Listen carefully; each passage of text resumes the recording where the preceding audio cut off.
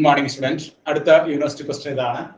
Evaluate triple integral Z dV, where G is the belt in the first octant, cut off from the cylindrical solid y square plus z square less than equal to 1, and the planes y equal to x and x is equal to 0. ഇത് December 2020 7 മാർക്കിന്റെ question ആയിട്ട് QUESTION ചോദിച്ചതാണ്. ഈ ഒരു പ്രോബ്ലത്തില് നമുക്ക് triple integral Z ആണ് കണ്ടുപിടിക്കേണ്ടത്. Triple integral Z dV ആണ് കണ്ടുപിടിക്കുന്നത്. നമുക്ക് ഈ ട്രിപ്പിൾ ഇന്റഗ്രൽ Z dV നമുക്ക് എങ്ങനെ എഴുതാം? This is equal to triple integral Z dx dz dx dy എഴുതാം. അല്ലെങ്കിൽ dz dy dx ഞാനിവിടെ Z dz dx dy. ഇനി നമുക്ക് Z-ന്റെ ലിമിറ്റ് കിട്ടണം, X-ന്റെ ലിമിറ്റ് കിട്ടണം, Y-യുടെ ലിമിറ്റ് കിട്ടണം. ഇവിടെ നമുക്ക് y square plus z square എന്നുള്ള ഇക്വാളിറ്റി ആക്കി മാറ്റും. Equal to 1. y square plus z square is equal to 1. അപ്പൊ അങ്ങനെ വരുമ്പോൾ z സ്ക്വയർ സമയം എന്തായിരിക്കും? 1 മൈനസ് y സ്ക്വയർ. അപ്പൊ z സമയം എന്തായിരിക്കും? Plus or minus root of 1 minus y square. ഇവിടെ നമ്മുടെ ക്വസ്റ്റ്യനില് ഫസ്റ്റ് ഒക്ടന്റ് എന്ന് പറഞ്ഞിട്ടുണ്ട്. ഫസ്റ്റ് ഒക്ടന്റ് ആയതുകൊണ്ട് z-ന്റെ ലോവർ ലിമിറ്റ് നമുക്ക് 0 എടുക്കാം. അപ്പർ ലിമിറ്റ് എന്ത് കിട്ടാം? Root of 1 minus y square. അപ്പോ Z-ന്റെ ലോവർ ലിമിറ്റും അപ്പർ ലിമിറ്റും കിട്ടും. ഇനി നമ്മൾ 2 ഡയമെൻഷൻ പ്ലെയിനിലേക്ക് പോകണം. 2 ഡയമെൻഷൻ പ്ലെയിനില് Z 0 ആക്കി വരുമ്പോ ഇത് x ഡാഷ്, ഇത് y ഡാഷ്. ഇവിടെ നമുക്ക് y ഈക്വൽ ടു x, അത് ഒറിജിനിലൂടെ വരുന്ന ലൈനാണ്. y ഈക്വൽ ടു x, ഇതാണ് y ഈക്വൽ ടു x. പിന്നെ x ഈക്വൽ ടു 0 എന്ന് പറഞ്ഞാൽ എന്താണ്? ഈ ആക്സിസ് ആണ്, നമ്മുടെ y ആക്സിസ് ആണ്. ഇതാണ് x ഈക്വൽ ടു. അപ്പോ നമുക്ക് dx-ന്റെ ലിമിറ്റ് ആണ് കിട്ടേണ്ടത്. അപ്പൊ നമ്മുടെ y equal to x and x equal to 0 എന്ന് പറയുമ്പോൾ നമ്മുടെ റീജിയൻ ഇതാണ്, ഈ റീജിയൻ ഇതാണ്. ഇവിടെ നമ്മൾ പാരലൽ ടു നമ്മൾ x ആക്സിൽ പാരലൽ ആയിട്ട് സ്ട്രിപ്പ് വരച്ചു. x ആക്സിന് പാരലൽ ആയിട്ട് നമ്മൾ സ്ട്രിപ്പ് വരയ്ക്കുമ്പോൾ ആ സ്ട്രിപ്പ് ലെഫ്റ്റിൽ ടച്ച് ചെയ്യുന്നത് എവിടെയാണ്? y ആക്സിലാണ് ടച്ച് ചെയ്യുന്നത്.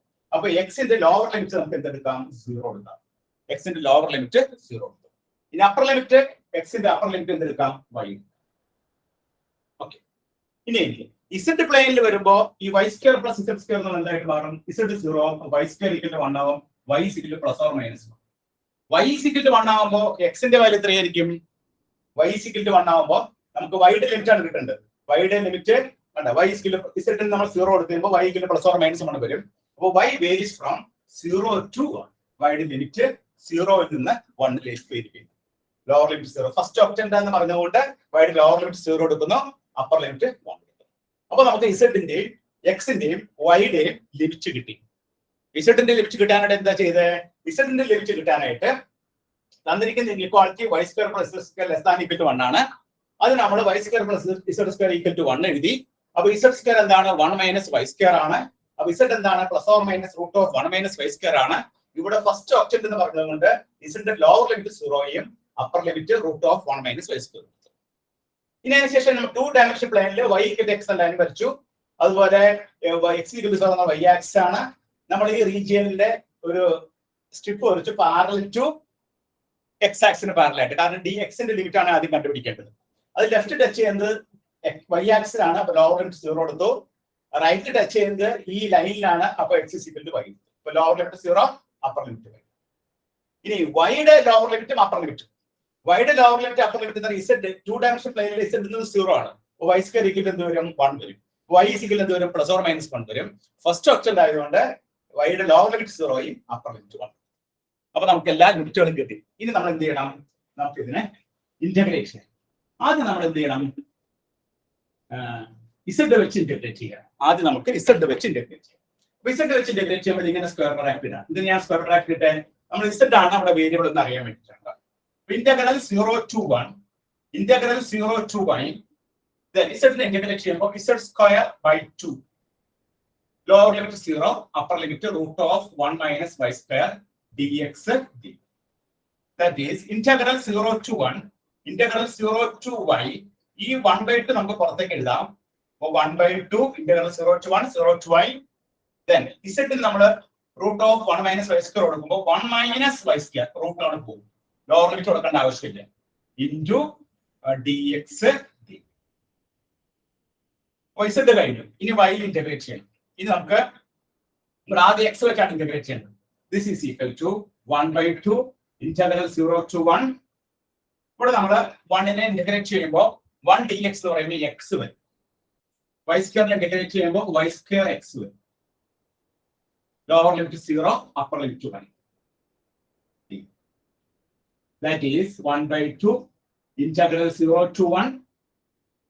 എക്സിന് നമ്മൾ വാല്യൂ കൊടുക്കുക y മൈനസ്, ഇവിടെ എക്സിന് വാല്യൂ കൊടുക്കുമ്പോൾ y cube, y minus y cube വരും. ലോവർ ലിമിറ്റ് കൊടുക്കേണ്ട ആവശ്യമില്ല. ലോവർ ലിമിറ്റ് കൊടുക്കുമ്പോൾ 0 ആയിരിക്കും.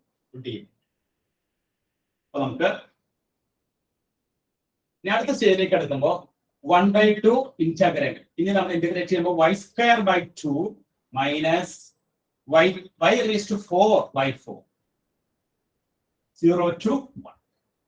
That is 1/2 into y ക്ക് 1 കൊടുക്കുമ്പോൾ 1/2 minus 1/4. That is 1/2 into 1/2 minus 1/4 എത്രയാണ്? 1/4. 1/2 minus 1/4 വരും. അപ്പോൾ ഫൈനൽ ആൻസർ നമുക്ക് എത്ര കിട്ടും? That is equal to 1/8 എന്നാണ് നമുക്ക് ഇതിന്റെ ആൻസർ കിട്ടുക. ഇതിന്റെ ആൻസർ എത്രയാണ് കിട്ടുന്നത്? 1/8. അപ്പൊ ഈ ഒരു പ്രോബ്ലം നമ്മൾ ചെയ്യാനായിട്ട് നമ്മൾ triple integral z d v ആണ് കാണേണ്ടത്. ഈ ഡി വിനെ നമ്മൾ എന്തുപോലെ എന്ത് എഴുതി? D z d x d Y.